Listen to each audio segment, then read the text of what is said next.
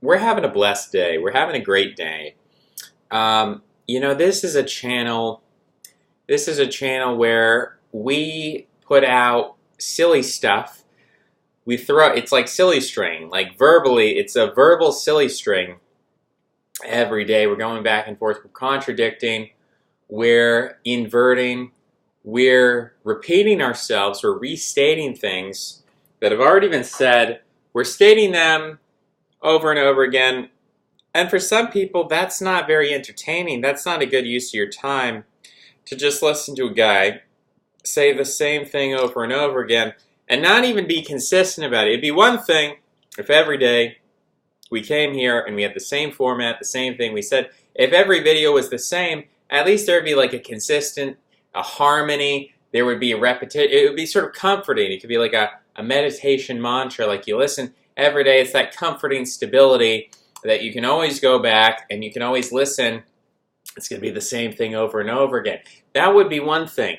That would certainly be nice. On the other hand, if I was saying new things every time or I was making contradictory arguments, if they could at least be well thought out, if they could be cohesive, if they could be planned, that would be another thing as well. It'd be stimulating. So, to hear a bunch of contradictory opinions. One day I'm playing devil's advocate for this side and then for that side. And every day it's just a new opinion. But at least if it was well thought out, if it was presented in an organized fashion, then we could say, oh, well, that's maybe worthwhile as well. Maybe that can be stimulating. But I combine the best or the worst of both worlds. And I just have constant repetition, constant cycling of old ideas. And at the same time, you never know what to expect. You never know when I'm going to contradict myself next. So I'm aware of this. I'm aware of this. And I'm not going to stop. I'm not going to stop. What can I say? So you're forced to, you don't have the option. You can't just X out the video. You can't just stop commenting.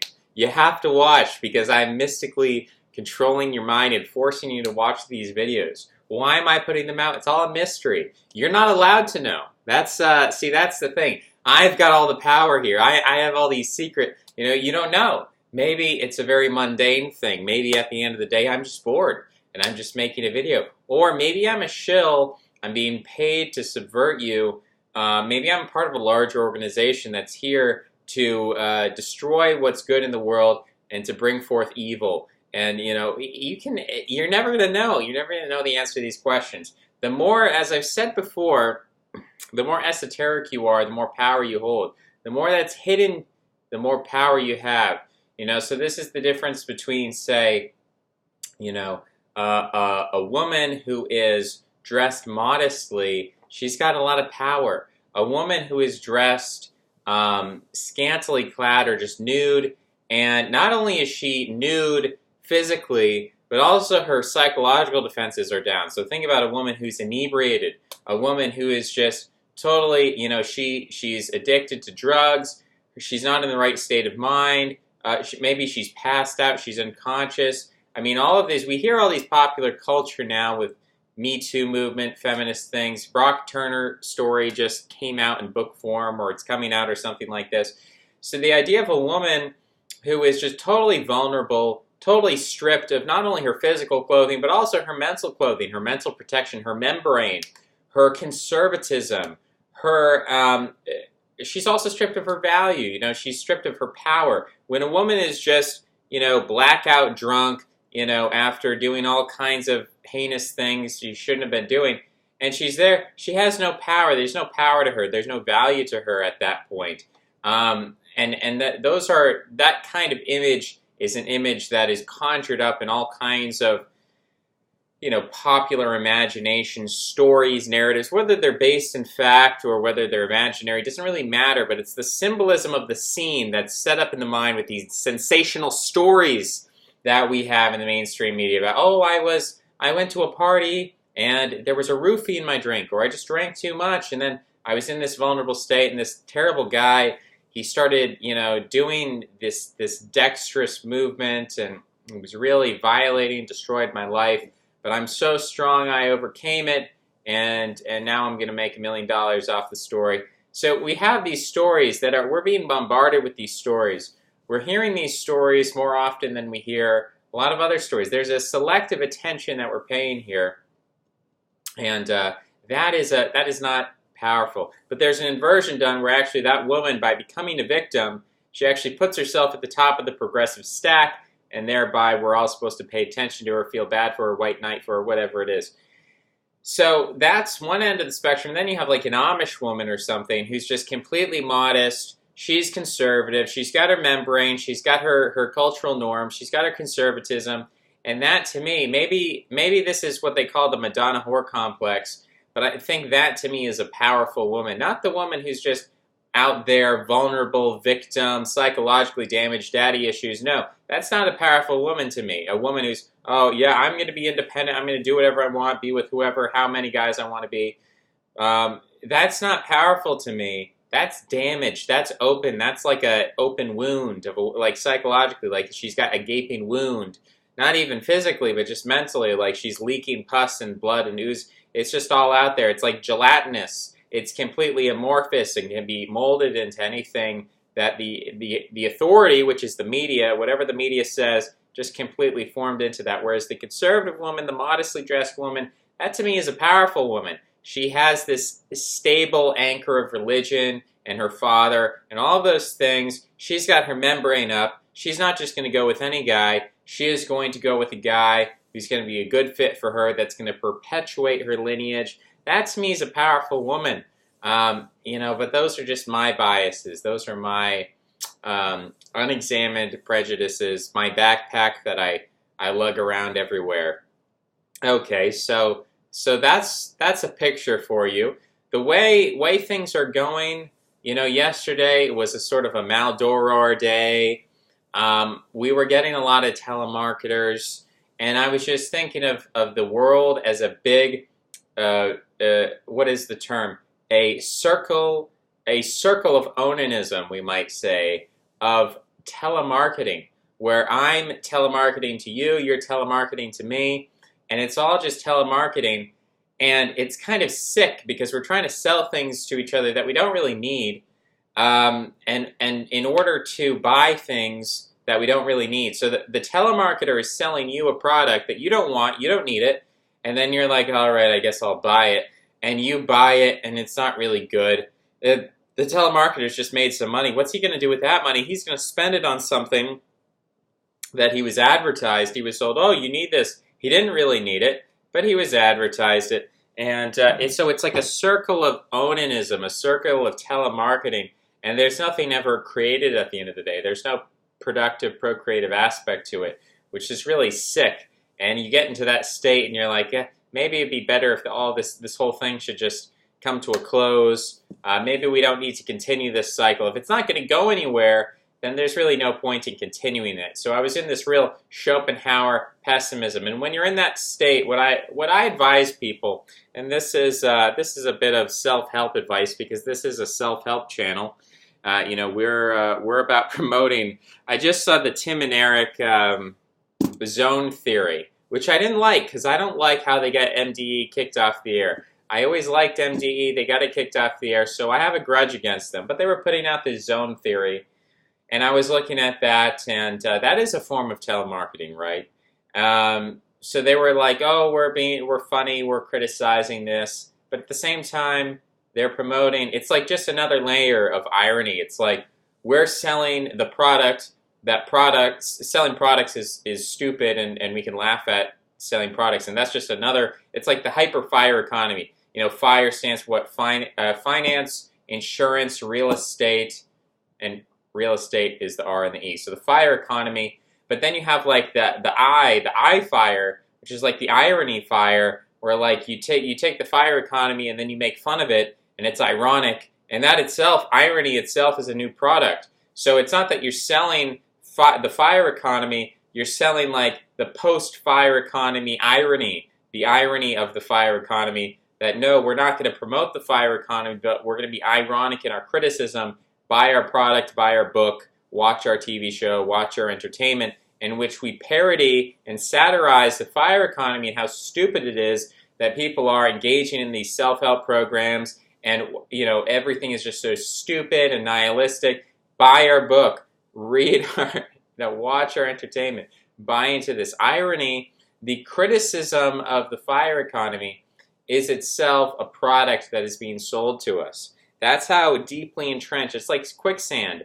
It's like nano quicksand, where you're drowning in technology, the FIRE economy, telemarketers. You're drowning in this system, and the more you move, the more you jostle around, the more you criticize the system, the more you get ironic about the system, as we do. We get ironic, we get satirical, and the more you do that, it's like when you're squirming around, you're fighting against the FIRE economy, you just sink deeper and deeper until you just become another little nanobot in the quicksand of the FIRE economy. So that's a depressing image.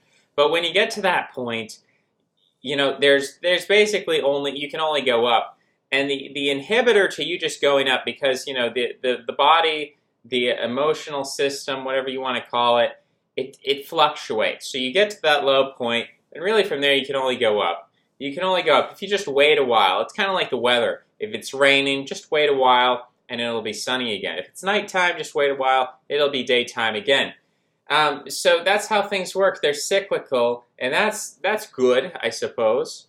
Good or bad, depending on how we're looking at it. But once you get out of that, you can sort of go back to, okay, yes, we can be sensitive to things, and we are sensitive to things. We're sensitive to this idea of the FIRE economy. Most people don't care. Most people don't think about it. Most people, it's like you got a Las Vegas one week. What are you talking about the next week? You got an Epstein one week. What are you talking about the next week? And if you harp on this, if you bring it up, more than 7 days after the event has been not covered by the mainstream media, and you bring it up multiple times to people, they'll say, oh, you're a conspiracy theorist, you're a weirdo, you're obsessed with this. These are the kind of words that they'll use. Because to not be completely ADHD, to not have the attention span of a gnat, must mean you're obsessive. And I guess that's true. And I mean, if that's the case, then that's what it is. So it's okay. I'm giving you permission. We can be sensitive. I'm sensitive. This is a sensitive space. We can be sensitive to Epstein. We can be sensitive to the FIRE economy. We can be sensitive to Las Vegas. We can be sensitive to these things. And as we are sensitive, we have to recognize that the immediate impulse of the body is reactive. When you get to this place where you're feeling all these sensitive feelings about the world and it's coming down on you, the reaction is you want to get out of that as quickly as possible. The problem is your body actually needs to comprehend that sensitivity, integrate it, overcome it mentally, harden a little bit, toughen up a little bit, and back away from the sensitivity and return to some kind of functional, productive state. So you need that time to adjust. You need to process whatever you'd call it. Trauma is a word that people use. Negativity, it doesn't matter. So you need time, but the body's impulse is to be reactive and to just jump out. It's like you're in this hot water of sensitivity, and your skin is burning and it's scalding. You feel like you're drowning in water, and there's all this negativity. You just want to jump out of it. So essentially, the concern here is that because people are reactive, and because they're trapped in that short term, they feel like, oh, it's negative, I'm going to be here forever. People reach out for drugs and alcohol, and also, gambling, and also prostitutes, and all kinds of, overeating.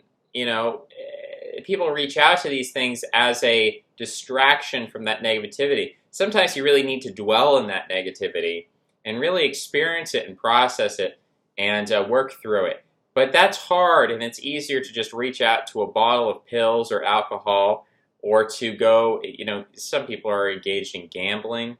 Some people are engaged in overeating. Some people go to risky sexual behaviors, reaching out to prostitutes. And that can be very destructive. There are people who bankrupt their families because they're paying for gay prostitutes. There's diseases involved. There's also problems with gambling, bankruptcy. I mean, alcoholism and drugs in themselves can kill you, but even if they don't kill you, they can put you into making a cycle of bad decisions. That, you have two paths, and you could go down one or the other, and you're just consistently choosing the bad one because you're in this inhibited state constantly. So, that can be true for the most. I mean, I guess nicotine has like health issues associated with it, but I don't think like for your mental health it's going to do too much harm. It's probably going to give you cancer. It might give you a cough. People who vape, they have this wheeze and cough. I don't think is very good. I don't know if any track athletes are going to be vaping and winning at the top. I don't know if that's the case. If you're going to have THC, why not just eat it? Why not just ingest it? I don't understand the idea of vapor or smoke in your lungs. Like, you don't want a whole lot of water vapor in your lungs. That's not really good for you. You're going to get like mold in your lungs. That's not scientific. That's just my idea. It's like swallowing watermelon seeds. You grow a watermelon. You vape too much, you're going to vape in your lungs. So I don't know that vaping is the best. Why not just eat brownies? If you need your THC, just eat brownies or something. It doesn't really make sense to me why people feel the need to vape and smoke. I guess it's more of an immediate effect. So there you go. That's what drugs are all about, immediate reactive effects. So stray away from that. That's the life advice for the day. That is the free life advice. The content section of this video should be brief, but that's what we always say, right? We say it should be brief. And the content aspect is, I'm not going to stop talking about the Moonman and the Sunman. And I apologize because I've really ruffled some feathers. Some people who just watch every single one of my videos, comment on every single one of my videos, can't stop watching, and they hate this Sunman, Moonman stuff. But I have forgotten to mention something, and this will be a chapter in the book. We've got to add in all the characteristics that make the moon masculine, the moon feminine, the sun masculine, the sun feminine. So the moon is, of course, cold. Of course it's cold. And the sun is, of course, hot. And what are men? Men are cold. Women are hot. Men are cold mentally. They're logical, rational, calculating. That's the moon. And then women are hot. They're spicy. They're emotional. It's hot. Okay. So hot and cold, clearly we've got that set up. But then let's go to the other side of the table, the other side of the aisle here. We have sadism and masochism. Sadism is always outward. It's always you've got negativity, so you push it outward. Masochism, on the other hand, you have negativity and you pull it inward. So what is the sun? The sun is constantly outputting energy. It's outputting energy. In that sense, the sun is active. The sun is active. Whereas the moon is the passive partner. The moon is taking in energy. So the moon is masochistic, the sun is sadistic. That's one way to look at it. But let's go a step further. Because the moon is active. The moon is active. The moon has phases. The moon is dynamic. The moon's always changing. The moon is changing the tides, controlling the menstrual cycle. It's going around the Earth. The sun is stationary. It's a stationary point. Now, of course, it goes around the galaxy and the galactic vision. Well, we're just talking about the sun-moon dichotomy. The sun is static. And so, in a sense, the sun, because the sun doesn't change and it's static, there is a kind of passivity to the sun. Another interesting thing, if we think about a sadistic person, we're more likely to think about the moon. If we think about a masochistic person, more likely to think about the sun. The moon is like a vampire. The moon takes the energy of the sun and uses it. It sucks all the life and the energy out of the sun. In that sense, it's a sadistic object, and then the moon is masochistic in the sense it's just giving up its energy. So we're going back and forth here. We're trying to figure out how these words, concepts, ideas connect to these perceived objects historically, and just being a meta-modernist or a hyper-modernist, we should say. We have our own metaphysics. We're just making up our own metaphysics irrespective of tradition. But we're also referencing tradition, always getting back to that. So it's a bit of that's what hypermodernism is. It's not you're not rejecting metaphysics. That's what postmodernists do. So we're not rejecting metaphysics, but we're also not adhering strictly to, okay, here's what the classical Greeks thought about the sun and moon. Here's what the Babylonians thought about the sun and moon. Here's what the feminist tradition thinks about the sun and the moon. We're not taking any one tradition and saying this is the absolute dogma, word of God, that we're going to adhere to, and that is our doctrine. No, we're saying we can reference all of these things. We can see the ways in which they intersect. We can see the ways in which they contradict. But yeah, I definitely think the moon is more sadistic. And if we think that, I've obviously given you both cases. I've played devil's advocate as I do. But I think the moon is more sadistic because the vampire, as a man, he's of the moon. The moon is sadistic. The moon takes the energy of the sun and just doesn't give anything back. The sun just gives everything out like a masochist. The sun is like, oh, here, take whatever you want. You can have whatever you want. So the sun is like a masochist. The moon's definitely a sadist. And if you think of a sun cult is just like, hey, guys, we worship the sun. We're nice people. We love the sun. And there's nothing suspicious going on. There's nothing esoteric going on. There's nothing weird going on. We're just people who like the sun. Maybe we're nudists and we like the sun, and there's nothing wrong with that. We're very open. We're very honest. So honesty is associated with the sun. Duplicity is associated with the moon. Lying is associated with the moon. So definitely, the Apollonian tradition, the Western tradition, is rooted in the sun man. But if there's an alternative tradition or an opposing tradition to the solar man, the Apollonian man, it's certainly the moon man, the vampiric man, who he's not about producing things. He's not about fighting wars. He's not about the Chad moon man. But he's not the virgin either. This alpha-beta dichotomy is a false dichotomy. It's not about the alpha versus the beta. It's not about the Chad versus the virgin.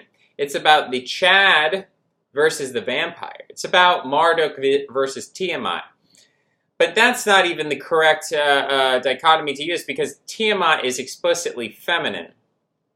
Tiamat is explicitly feminine, which we again see in Beowulf. We see in Beowulf the idea of a female dragon. So we're moving beyond that, and we're moving into the Eastern moon cults. And the Eastern moon cults can identify the moon as masculine. And what the solar cults, the solar man refers to the moon man as a parasite, because that's the solar man's attitude. That's his morality. That's his ethics. He looks at the moon man and says, you're a parasite. You just steal the energy of the sun. You don't create anything of yourself. The word demiurge is a little bit complicated because the demiurge, I suppose, he fashions the world. He creates materiality. I kind of think in my own, when I'm looking metamythically at different myths, and I'm looking at, okay, who is the creator of spirit or soul? Where's the origination of soul? Where do souls come from? And then we have, down from that, we have spirit, we have soul, we have like fire and ice, we have like peras and aperon.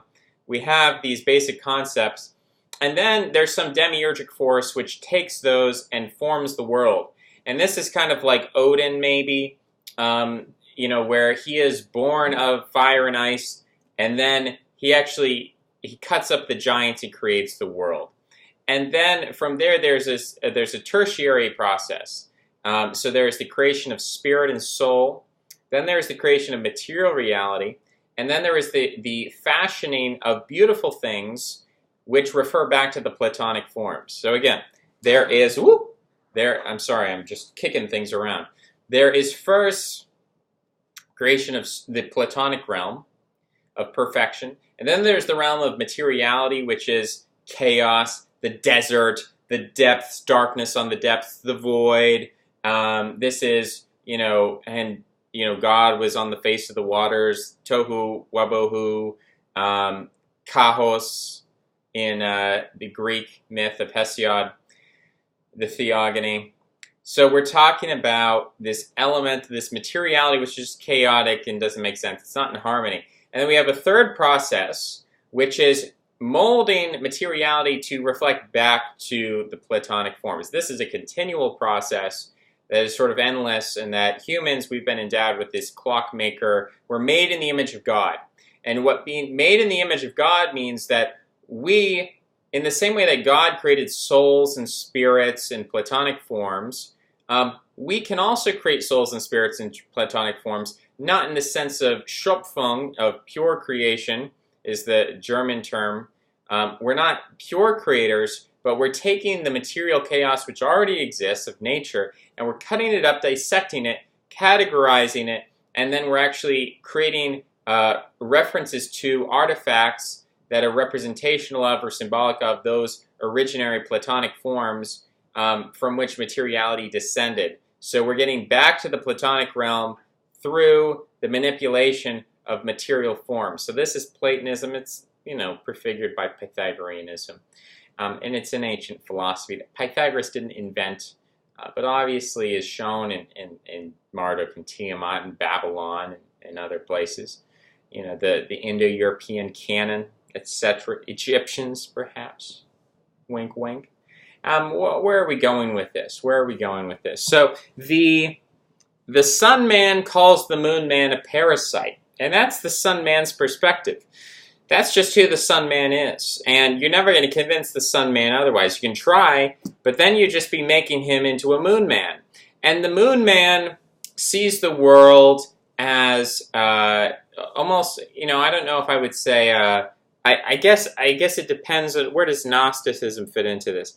I think Gnosticism is a kind of it's a kind of an extreme Platonism, a hyper-Platonism, in which you're like, okay, originally the creator God is good, but then the demiurge creates this material reality which is bad, and we're just going to reject that completely in the vein of Jesus Christ and Marconianism, and we're going to get back to the Platonic forms just by rejecting the material reality. We're not going to try to create beautiful things as Pythagoras advocated, or even as Plato advocated, but we're going to take this to the extreme, and we're going to reject all material things. We're going to be Gnostics. So in a sense, maybe the Gnostics are an extreme solar type. The ascetic is an extreme solar type, we could say, possibly. But, there's this moon type, this Moon Man, and he kind of sees the world as, he kind of sees himself as a clockmaker, as an alchemist. And he sort of identifies with the demiurge, and he says, and this is kind of what the God of the Bible is like, from a certain perspective, from a moon perspective.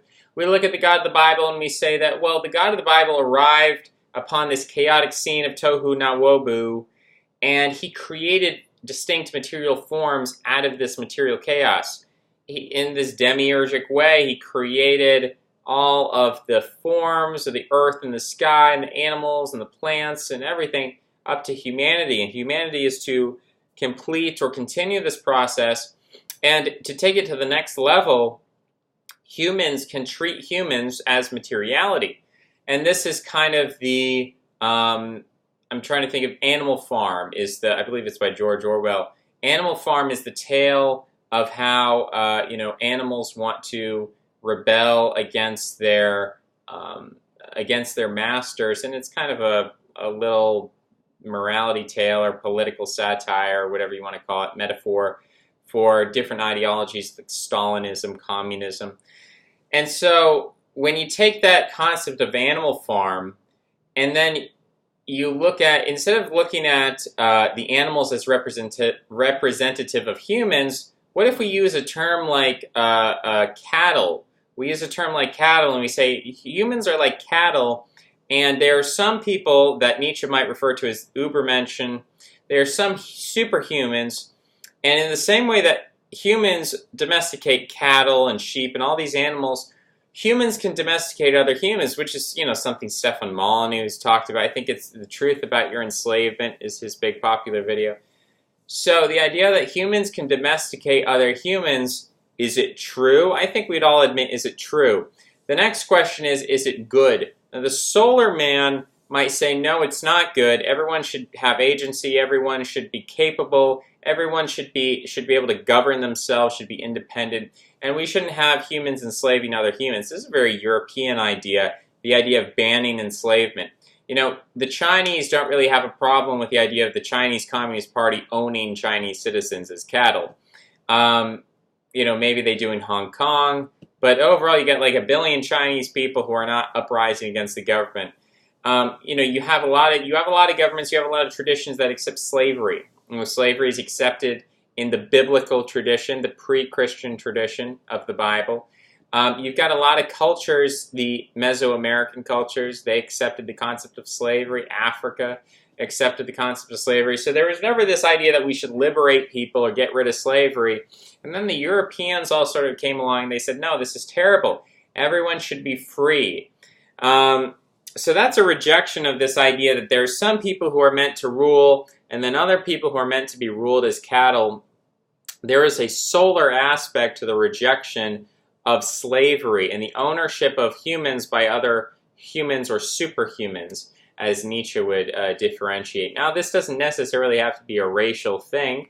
It doesn't have to do anything with your ethnic background or your ancestry or genetics or anything like that. Not saying that it can't be correlated with that, but that doesn't necessarily have to be. I mean, you can have people of the same race enslaving their neighbors. You know, you can have Africans enslaving Africans, so on and so forth. So you don't need to have this differentiation. Although, of course, let's backtrack a little bit to the Spartans. The Spartans, their chief god was not Pluto. If you had to guess, you'd say, all right, well, the Spartans, they love killing people, right? They love war. So their chief god must be Mars, god of war. That wasn't their chief god. Okay, so their god must be Pluto, god of death. Nah, that wasn't their chief god either. You'd never guess. I never would have guessed. It's Apollo. Apollo is the chief god of the Spartans, the sun god. So clearly, Spartans considered themselves to be solar men, and yet they enslaved the Helots. So the Spartans were comfortable with slavery, and yet they considered themselves to be solar men, made in the image of the sun. So kind of throwing a wrench in my theory here, or the narrative that I'm spinning. But I'm just trying to show you two opposite viewpoints of the world and humanity, how governance, and I would say that essentially what I'm trying to say here is that libertarians are extreme solar people. Libertarians want everyone to have agency, everyone to have control, no slavery, no domestication.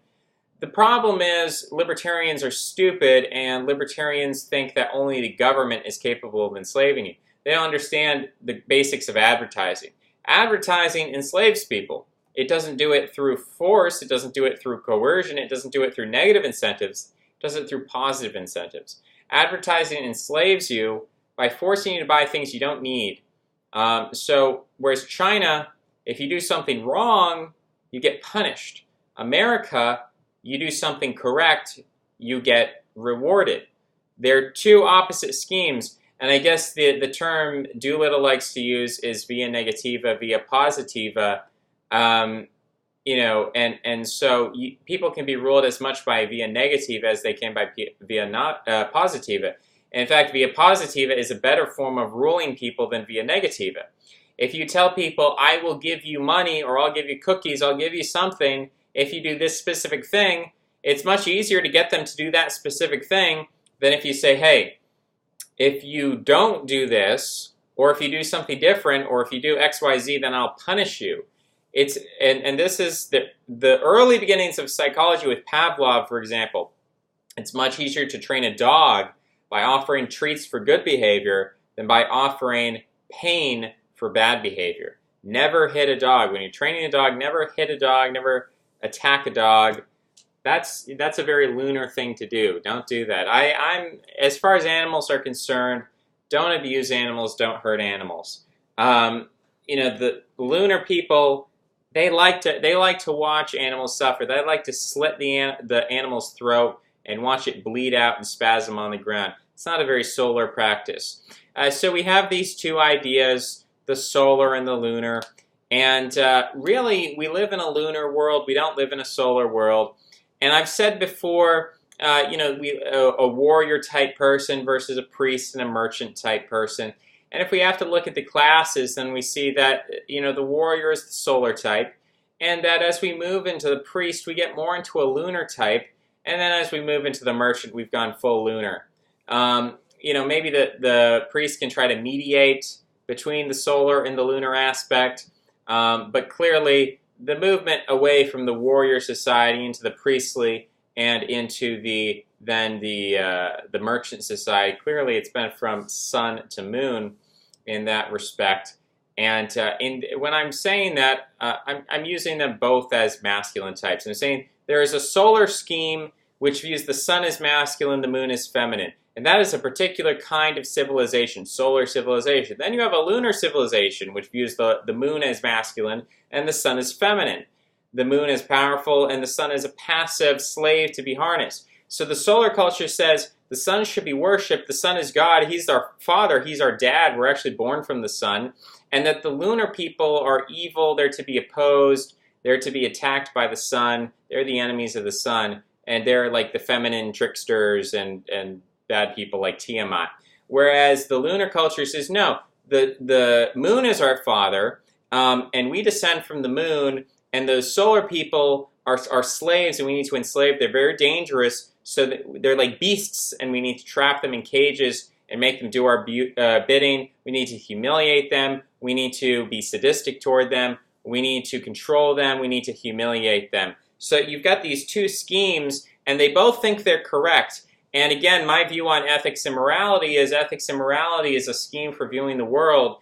And I'm not here telling you that the moon people are wrong and the sun people are right, or vice versa. I'm telling you there are these two mentalities just very generally out there that people have.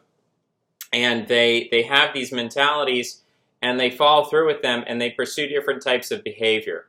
That's what I'm saying. And so as we've talked about the class system, we've talked about masculinity and femininity, we've talked about right wing versus left wing. This is just another iteration. It's just another way to talk about it, is to say there are sun people and there's moon people. And we're ruled by moon people. And if you want to be successful, if you want to be powerful, you got to be a moon person.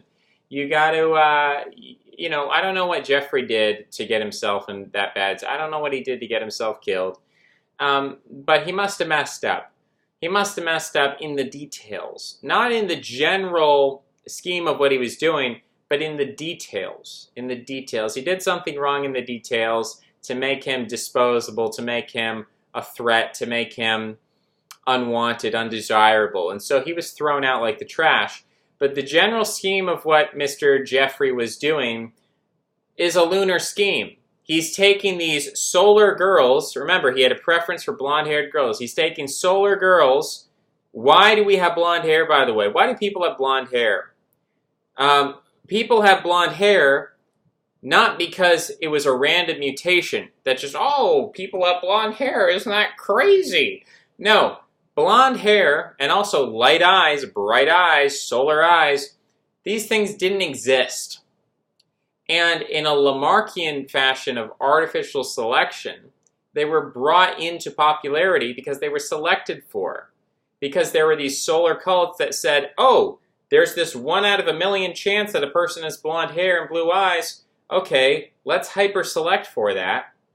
And let's actually take a population like Sweden, and now 50, 60, 70, whatever, it's a high percent. Majority of people in Sweden, at least prior to the mass immigration, majority of people in Sweden had this bright colored hair, bright colored eyes. Makes it very difficult to deceive people or be dishonest. If you have really bright eyes and you're lying and someone's like looking into your eyes, the eyes tell you a lot about the inner psychology.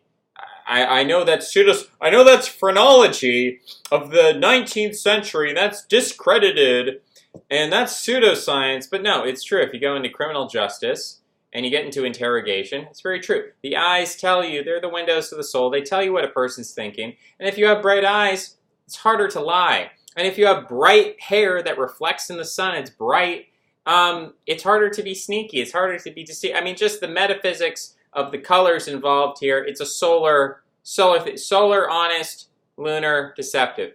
So, this was an intentional thing. It's not that people had a certain color scheme to them and then they randomly decided to start worshiping the sun. No, that color scheme was invented because of solar worship. It's not that the Neanderthals were blonde-haired and blue-eyed necessarily.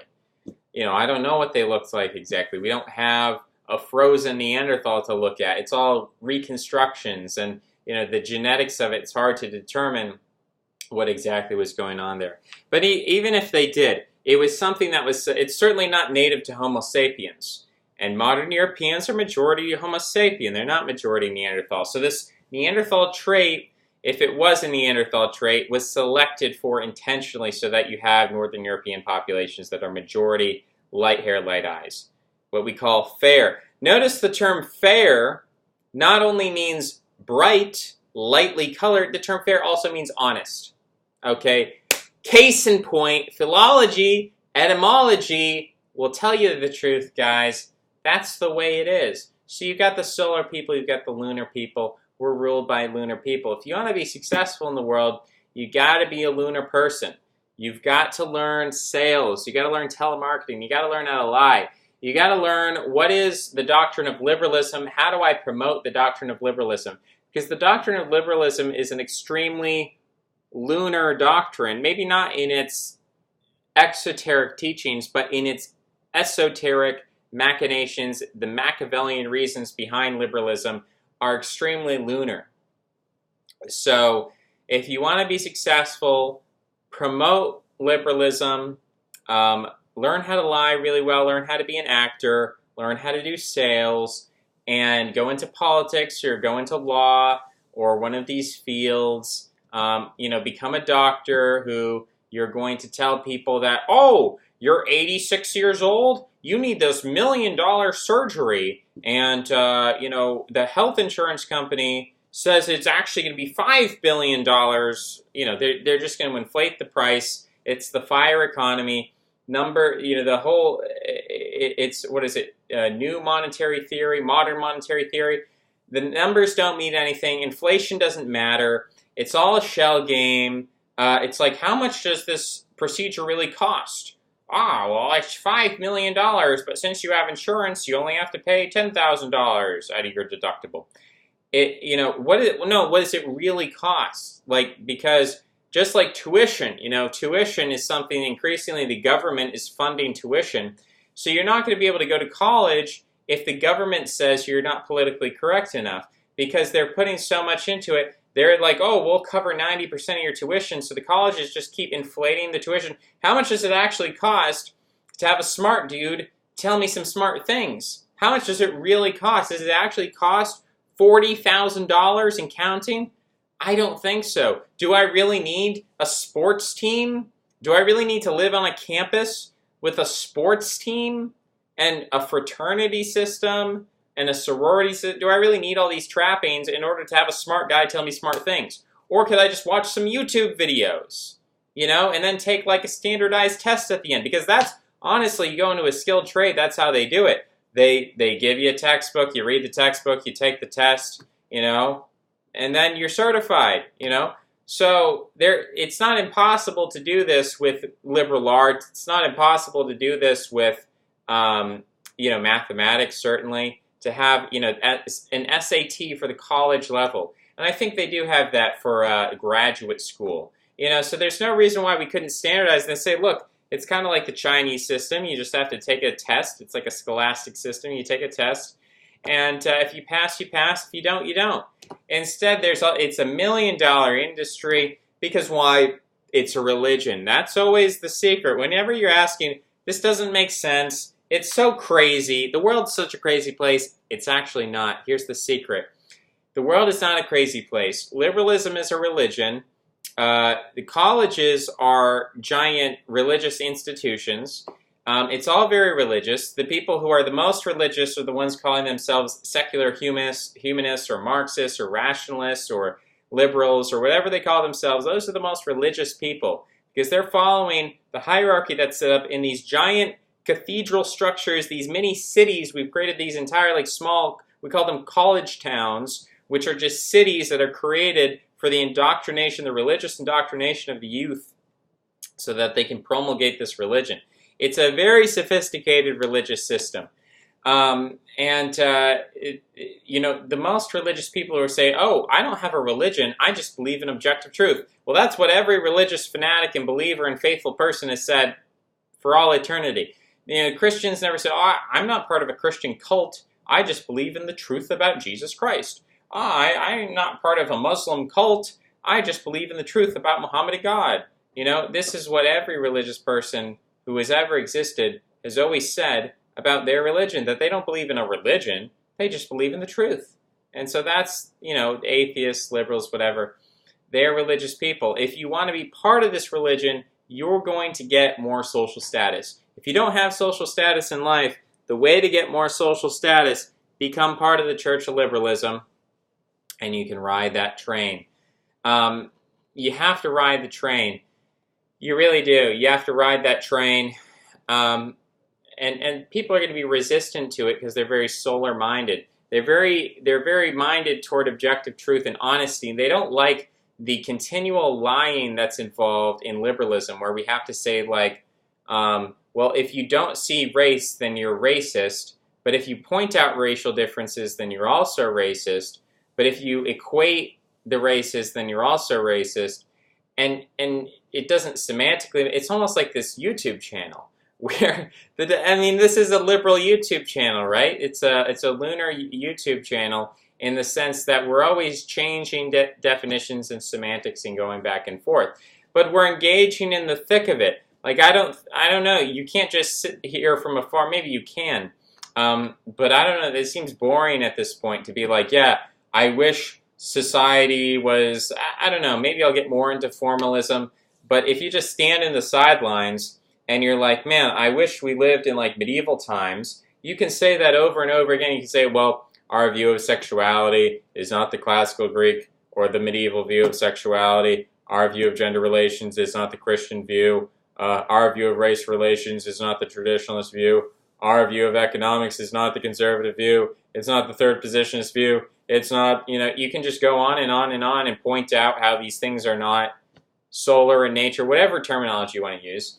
You can go on and you can point that out endlessly, or you can actually engage with the world as it is. This is why I don't want to go off on another platform, which is a ghettoized platform where you're preaching to the choir pretty much. People who already know, the basics of what I'm talking about. Maybe they don't understand the language that I'm using to describe the world, but they're pretty much like, yeah, we don't live in a conservative patriarchy of, white supremacy. Like, that's a hoax, as Tucker Carlson said. So they're already at that Tucker Carlson level where they're like, all of this stuff, this idea that, like, white fraternity bros, like, rule the world and they're keeping everyone down.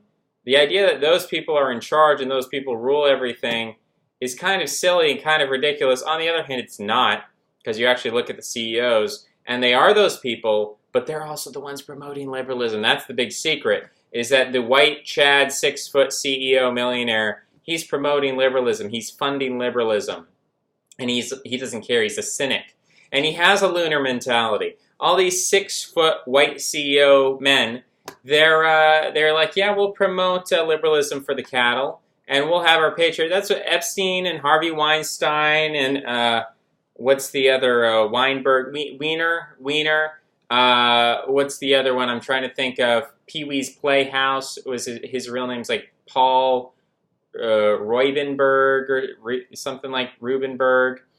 All of these people will promote liberalism, feminism, equality. They'll all promote something to you, the audience, and then for themselves, they're doing all kinds of heinous anti-liberal things, because at the end of the day, it's true. It's like the left is correct in that, yes, the world is ruled by white men who are patriarchs and sexist and racist. The world is really ruled by those people, but they're the ones who are most fervently promoting liberalism to women and to minorities and to the audience in general, to the masses in general. The ones who are the most egregiously violating the principles of liberalism are the ones most aggressively promoting it for you, because liberalism is just a state of masochism.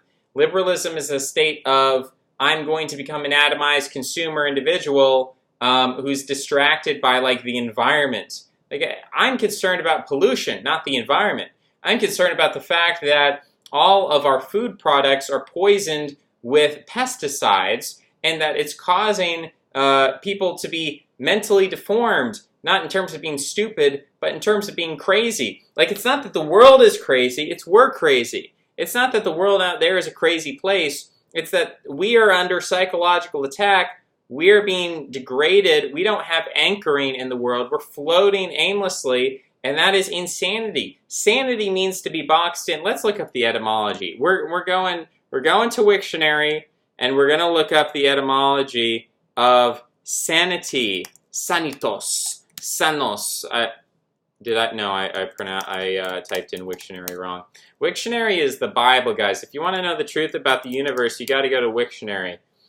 Okay, sanos means healthy. Sanos, from Proto-Indo-European swan, healthy, whole, active, vigorous. Akin to ancient Greek sos, Dutch zon, which is kiss, gesund, German Söhne, atonement, gesund, healthy. Okay, all right. Sanum, sane. Okay, well, I can't go any further than that. But I'm just going to say that sanity is a type of peras. All right, listen to that trill of the R when I say peras, because that's what sanity is. Sanity is peras. Sanity is boxing you into the box of sanity. And you're like, I only do sane things. I'm in this limited space of being sane. I'm predictable. You say, hello, how are you? I say, I'm having a wonderful day. How are you? That's the sane response. It's a canned, calculated, predictable response. Hey, you do this. Because I'm sane, I'm going to have a predictable reaction. I'm going to do the same thing every time. Insanity is everything outside that. That's the aperon. Aperon. That is without limit. I could do anything. You could say, hello, how are you? And I could rip off my clothes and start doing the worm on the ground. I could attack you. I could, grab your face and start kissing you. I could do anything. This is insanity, right? Or insanity might even be, I turn the other way and I start running away from you. I mean, there's so many different, sanity, peras, insanity is not just a biological thing, it's also a cultural thing, cultural norms of what is sane, what is insane. But fundamentally, it's peras. It's the limiting of the possibility of your agency. You've only have so many options. You're going toward this perfection of normalcy and sanity.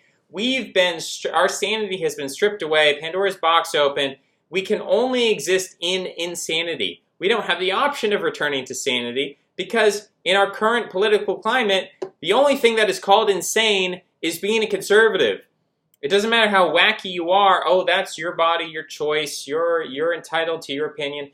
But the moment you start saying like basic conservative things, all of a sudden you're insane. You're insane. You're crazy. We have a mental health crisis. There are too many conservatives, right? So this is the issue that we're getting ourselves into. Maybe I'm a bit ahead of the curve. Maybe I'm a little bit more sensitive to the future of what's going on here. Because if you live in a rural area, or you have family and friends who are conservative, or you go to church and you're in your little bubble, if you're an Amish person, maybe you don't feel this as sensitively as I do. But I'm tapped in, I'm keyed into the cutting edge of liberalism, academia. I'm looking at these people, and it's like you're swimming in a sea of insanity, and you're the insane one, and so there's no anchoring. There's no sanity except for liberalism. And liberalism is a moon cult. So you want sanity in this world, you have to accept deception of the moon cult. You have to key in and you have to worship Hollywood. You have to say Disney is the best thing ever. I love Kanye West. You have to like popular music. You have to like popular theater, popular movies, whatever. You have to be keyed into that. That anchors you. Then you can have your sanity back.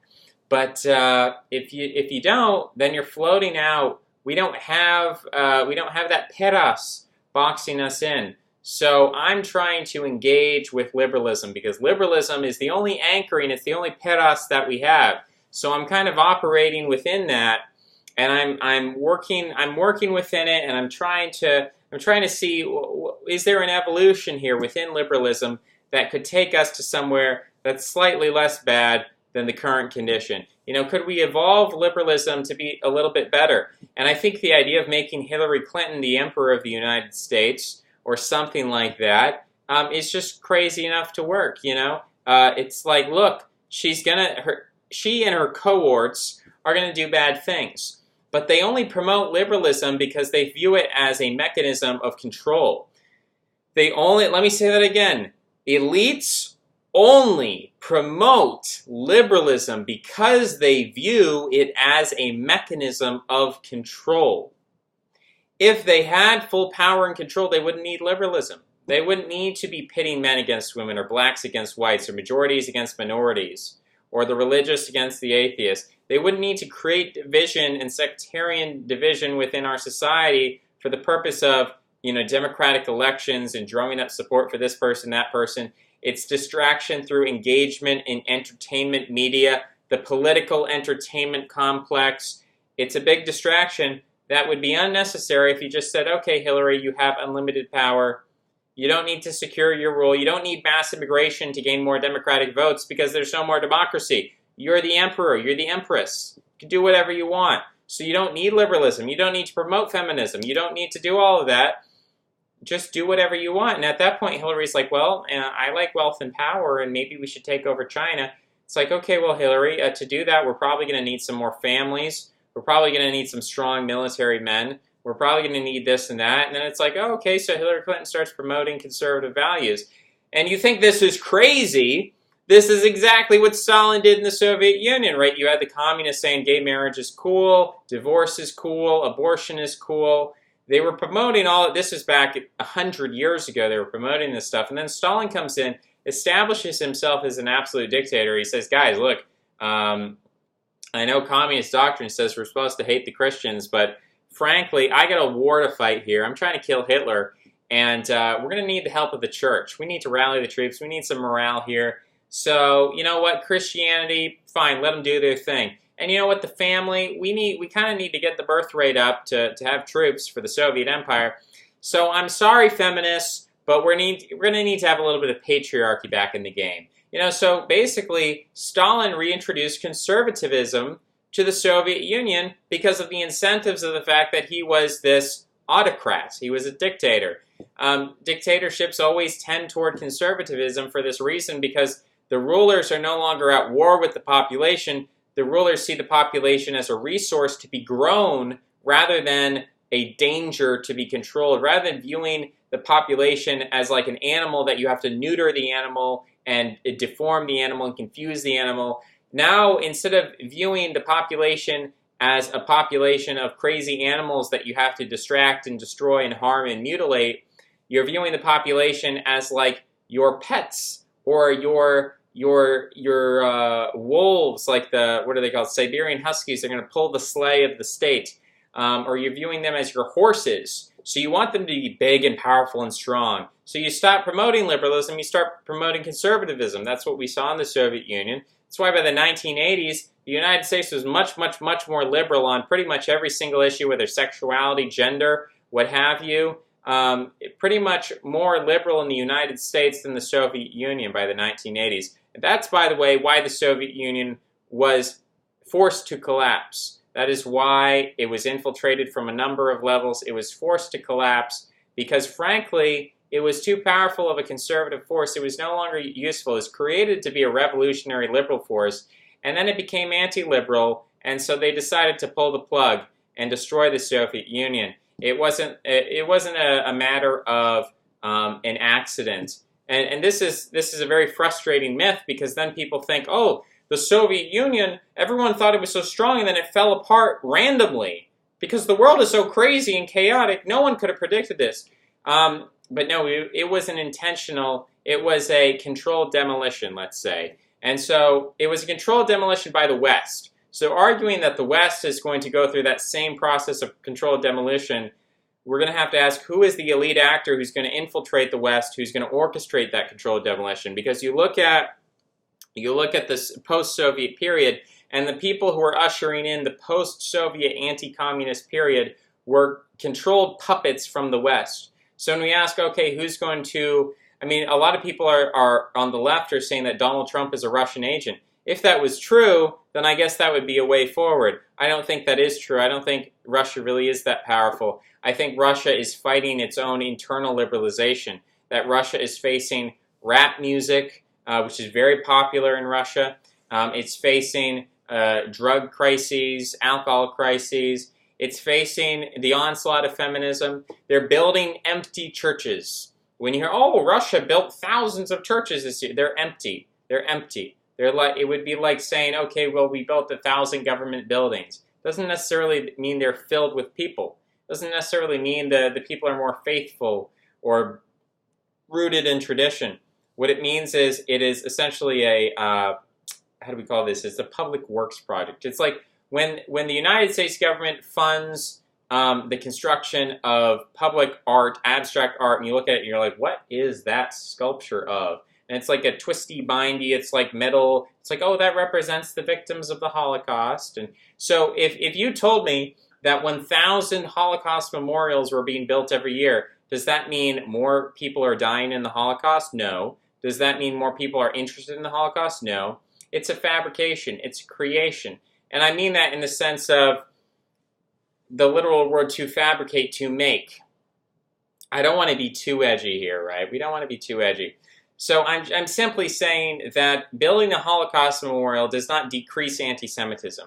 In fact, building a Holocaust memorial is a response to rising levels of anti-Semitism. Similarly, in Russia, the government's building more churches because people are less religious. If you actually look at church attendance in Russia, it's extremely lower. Much lower than America, which is facing its own crisis of faith. So guys, there's a lot of myths going around. We're trying to dispel those myths, and it's hard because the videos, I refuse. I mean, look, I put together, it was a 45-minute video. It was a scripted video. I read from a script. I thought it was a good script. I thought it was decent. I put in work, time, preparation. What appreciation do I get? Do people like that? No, they like the off-the-cuff. They like, I mean, it's more enjoyable. People like to hear a stream of consciousness. They don't want a product that has been carefully crafted and scripted. And maybe that's my fault. Maybe if I was a little bit different, maybe, frankly, maybe if I was smarter, I would craft brilliant, genius works of literature and people would just lap it up and say this is amazing. I mean, look at someone like the Book Club. He clearly prepares and scripts his videos, and they're great. They're excellent. Everyone loves the Book Club. But me, I try to prepare something, and it ruins it. It's like I have to do the improv. I have to do something random. That's it. That's all. Thanks for watching. See you next time. Bye-bye.